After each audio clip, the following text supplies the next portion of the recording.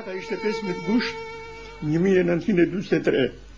Deri në këtë vit, në qytetin tonë nuk ka ndodhur asnjë lloj lavdëzarie midis grekëve dhe shqiptarëve.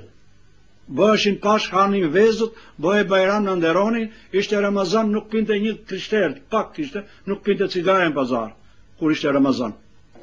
Në Çamëri kemë patur miq ortodoks shumë të mirë. Bëje sa kur bënin Pashkën ata vinin na merrshin neve, na vishnin me rroba të reja.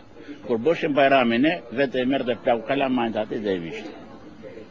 Dhe ne nuk e kemi të keqe nga grekët që kemë patur, ortodoks kemë patur, ata ortodoks shqiptar.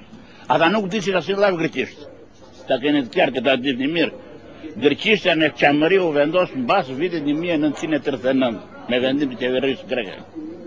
Asnjë ortodoks në qytetin tim Marrëlliç nuk ka ditur greqisht, vetëm shqip. Si marrëdhënie kanë qenë mirë, nuk kemë pasur acarime të tilla. Pavarësisht më të ndaj nga vika greke e cila futi urrëtin tek ata që na detruan dhe neve të mirim rrugën e Aratis për në Shqipëri.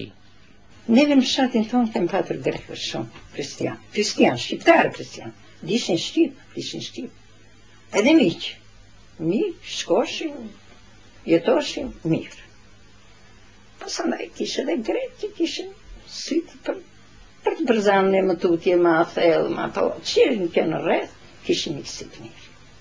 Bishim Pashkët, ma thrishin, bishim Bajram.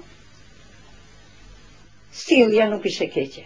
Marrëdhëniet e Çamërëve me ortodoks, jo me ortodoks, dhe me qytetarë grek, kanë qenë jashtëzakonisht mira, sepse shpirti i Çam është demokrat